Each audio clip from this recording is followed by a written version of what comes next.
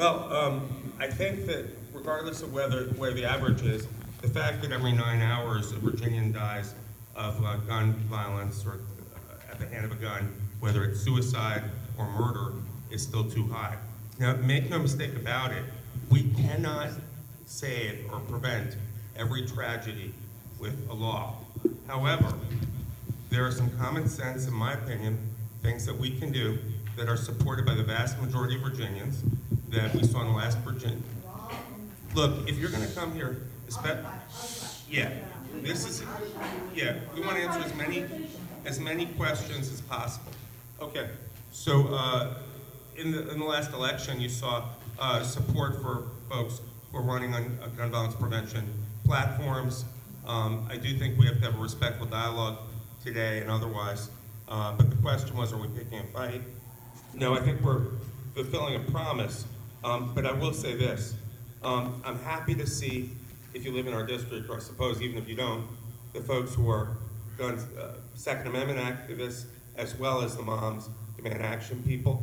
I'd like to hear everyone's voices. Whether or not we agree, I'm hoping we'll have a respectful dialogue.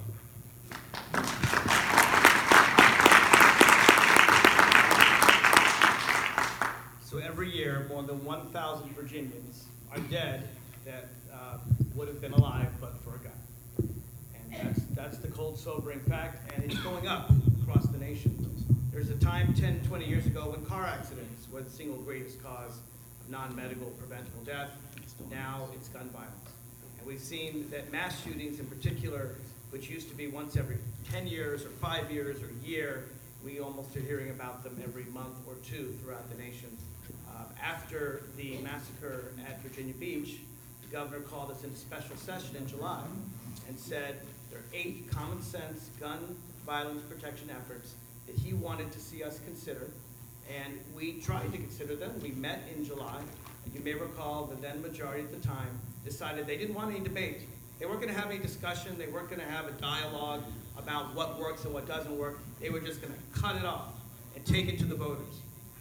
Well, we took it to the voters. And what's interesting is if you look at the polls in 2019, the single issue that people mentioned they cared more about whether they voted for the Democrats or they voted for the Republicans had to do with guns. That was the single greatest issue. In 2017, healthcare was the single greatest issue. In 2019, it was guns. So both sides put forward their argument. The people of the Commonwealth of Virginia voted, and they voted in a majority that wants common sense gun safety laws. So we heard the voters. We're going to fulfill the mandate.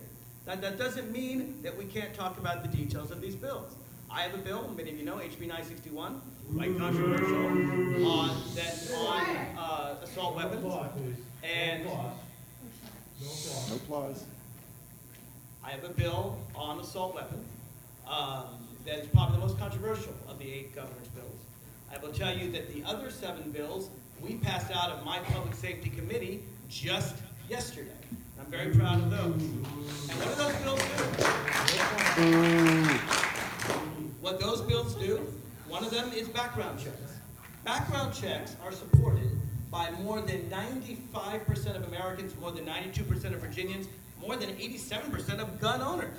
Because most people don't think that criminals and dangerous people should have access to dangerous weapons.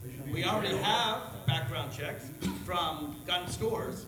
Why should we have them for people who find each other online, or meet in dark alleys, or meet in gun shows? So most gun owners, responsible gunners, have told me they support background checks. Another very important law that we passed just yesterday has to do with what they call red flag laws, extreme risk protection orders. These are, with complete due process, a way to save lives. More than 60%.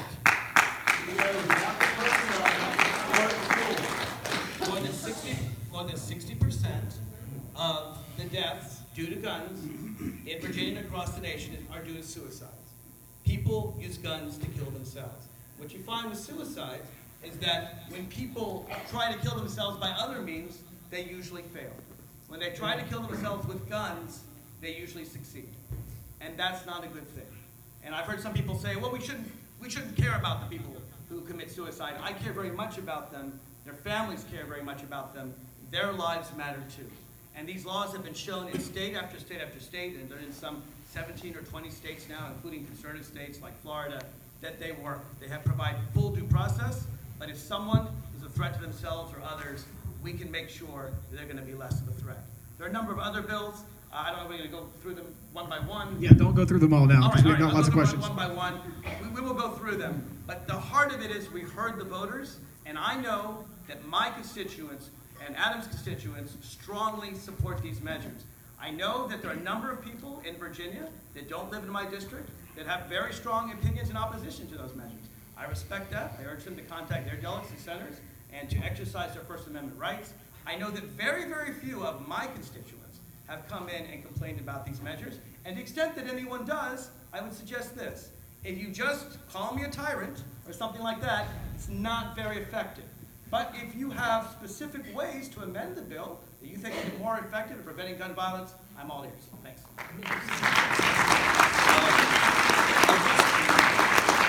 I just wanted to add one thing to my remarks. First off, as you can hear and see in the auditorium, guns can be a polarizing issue. And my goal, besides preventing violence and preventing bad effects from guns, and I want to make it clear, I support people's right to defend themselves, people's right to hunt, and enjoy it for sport, target practice, whatever. But we need your help, the guys in the orange stickers and ladies in the orange stickers, to foster a culture of responsible gun safety. And the bill Mark referred to, the background check bill, there's a number of bills that one of the organizations that is, I guess, Second Amendment rights, the Virginia Citizens Defense League, has not really wanted to have a dialogue for a number of years of any kind. When I put in a bill to that you couldn't have a gun while you're intoxicated, they didn't want to talk about it. When I had put in a bill that said you couldn't let a child under 5 or 6 handle a gun, they would not talk about it. They just didn't want to have any dialogue. So part of what you're seeing is a pent-up desire among people from the progressive side who wanted to deal with these things for years, and particularly those who felt like they couldn't even get a dialogue going. So that's just my interpretation of it. All right, question from the audience about assault weapon ban. So on the Senate side, Senator Saslaw had an assault weapons ban that he took down. I know that when I spent all of Monday talking to gun enthusiasts that were in Richmond. This was their number one concern. Of all the bills, this is the one that concerned them the most. Delegate Levine has the bill on the House side. Question from the audience, please define assault weapon. Sure. So happy to. So what the bill does, this is HB 961, is it largely mirrors the federal assault weapons ban that was very successful in reducing the number of mass murders nationwide from 1994 to 2004. Basically, you can look at the graph of mass murders, they go up and up till 94. When they were banned nationwide, they went down to 2004, and now, unfortunately, they're higher than they've ever been before. The assault weapons ban is largely about mass murder. We have many other bills, as we're going to talk about, that deal with suicide, that deal with criminals and so forth, safe storage, but this has to do with mass shooting. And what we find is there's certain weapons that mass shooters prefer to use. They're basically the same kinds of weapons, modified weapons from weapons of war. And what they do is they kill a lot of people fast.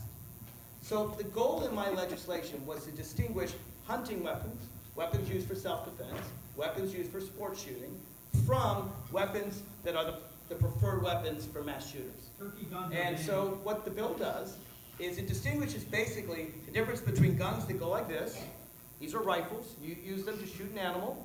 And you can shoot very precisely with a rifle, an animal. These are the guns that hunters use. They go like this. And you look down the barrel, and you can shoot very precisely. You can have a scope. Those are the kinds of things that hunters like to use. Mass shooters don't like things that go like this, because what that means is someone can hit the rifle butt against their head. Deer don't do this. Elk don't do this. But humans trying to save their lives do this. It's very hard to shoot a lot of people fast that way. So hunters, so the mass shooters use guns that go like this. All right? Pistol grips, things like that. And guns that go like this are wildly inaccurate. That's why hunters don't like them. But mass shooters do like them. Because their goal is generally not to accurately shoot one person, like an assassin, but to shoot many, many people fast.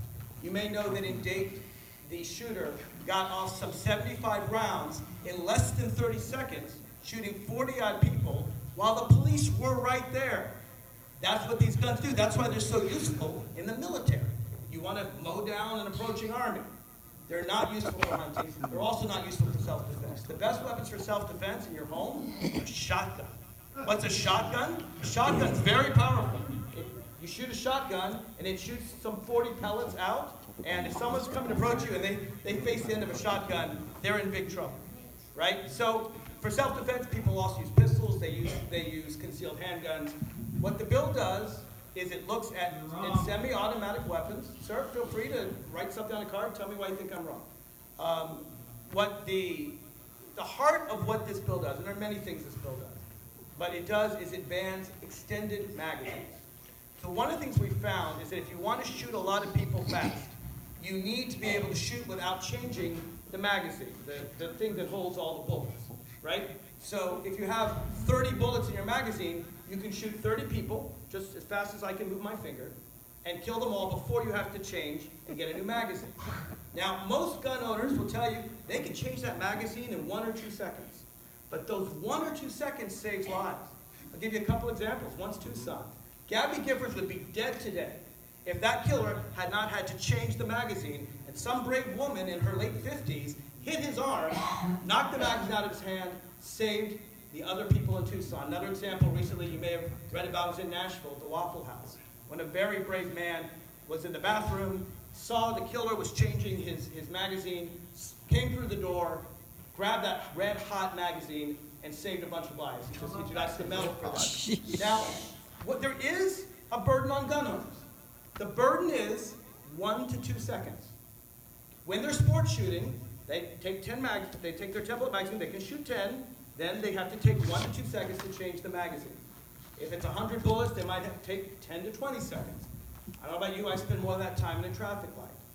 The fact that gun owners may have to take 10 or 20 seconds more, that's the negative. The positive is we save a bunch of lives. For me, that's a very easy calculus. And so I have no problem saying that we're going to ban these large magazines. In terms of the differences between the guns, the heart of the difference is how you hold the gun. It basically is a semi-automatic, meaning that you can shoot with each finger, not like a bolt action when you have to kick out the cartridges. It's none of those. It has to be semi-automatic. And it must contain one of these weapons of war type features, things like a pistol grip, things like a flash suppressor, which basically conceals where the flash is coming from, things like a silencer that was used in Virginia Beach to basically not show what the gunshots sound like. It kind of muffles them a bit. A deer's going to run away no matter what, but it's a human who may not understand that it's a gunshot when they hear a silencer, and indeed more people died at Virginia Beach that way.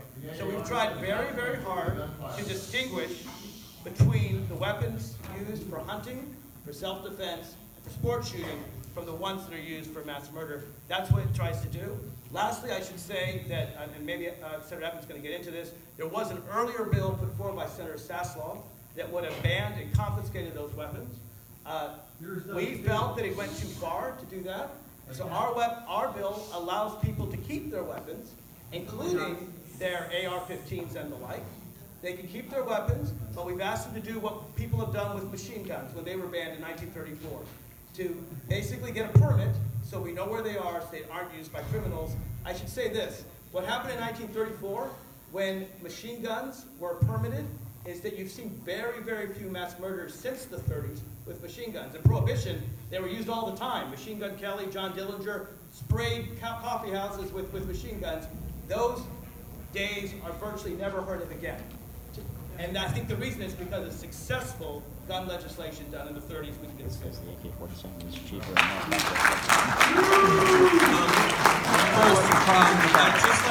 I'd just like to comment on the dialogue and so forth we're going to have here. Delegate Levine and I are here to try and answer all your questions. We're going to do our best to answer as many as we can, including on gun violence, gun safety, gun rights, whatever you want to call it. But when I had 12 Virginia Citizens Defense League folks in my office the other day, I listened, I didn't boo them, I didn't hiss, they didn't hiss at me. I took their agenda and I reviewed it. The bill that you're asking about in the Senate, as Delegate Levine said, was withdrawn because there was not, I didn't ask Senator Saslow directly, but it's my understanding that it was withdrawn because of the provisions, unlike in Delegate Levine's bill, that you would not be able to grandfather in your weapons and some other things in the drafting. So in the Senate thus far, you've seen 3 direct bills pass, as well as a gun safe tax credit. Maybe we can all agree on that. And that's where we are now. There's other gun bills pending. You're not going to see all of them come out of committee. Question from the audience about fears of confiscation. When you make stuff illegal, there's a fear that it will be confiscated. This includes the assault weapons, the suppressors, the magazines. The question writer says, I know this will make people into criminals if they don't hear about the bill. The question writer also says, confiscating anything is immoral. Talk about address the fears of confiscating stuff after you make it illegal. Well, the bills have all been, in other states, found to be constitutional. Now, in terms of confiscation, the only argument I get on that is with the ERPO bills, the extreme risk protection orders. I think some people in the audience would say there's not due process. I would maintain that there is due process, since a judge, after the Commonwealth's attorney and I think it was 2 police officers, request the ERPO.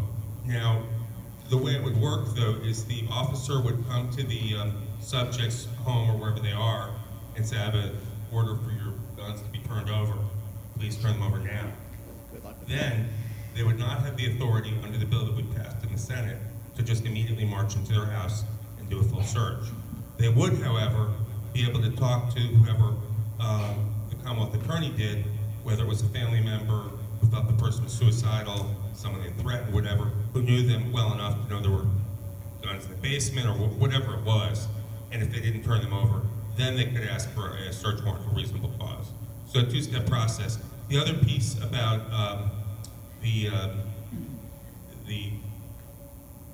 allowing people to have back and forth about due process is they would then be allowed to come to court, and I believe it's every 10 days they could go to court and seek their guns back. You know, that they would be able to say, I'm not a threat, and here's why, give me my guns back. To a judge who's supposed to be a neutral person, not an activist on one side or the other. Let me give you a real-life example of why we need these extreme risk protective orders. A guy named Dylan in South Carolina got drunk one night and told his friend that he was going to go to church and kill a bunch of black people. His friend, knowing that Dylan carried a loaded gun, went and took the gun away from his friend. Then he learned that what he'd just done under South Carolina law was theft. So, returned the gun to his friend, who promptly went the next morning into an African-American church, primarily in South Carolina, prayed with them for an hour, and then shot 9 people dead. We need to be able to take guns away from people who are threatening to commit violence. I don't understand anyone who doesn't want to do that. If someone says, I'm going to go out and kill people, you got to be able to take away their gun. Why wouldn't you? And furthermore, if someone says, I'm going to kill myself, you also need to take away their gun. We have to protect them. Now, this bill provides full due process. You have to go to the police, you go to law enforcement. Law enforcement makes a decision whether they go to the Commonwealth attorney. The Commonwealth attorney goes before a judge, a neutral magistrate. All that has to take place. That is what gets your gun taken away, and then you can petition to have it back. And I'll tell you something else. If someone makes a false claim and makes some claim you tried to attack someone when you didn't, that can be prosecuted, and that person can go to jail. So there's a lot of due process. We've seen this work in some 17 or 20 states, and most gun owners I know support this legislation.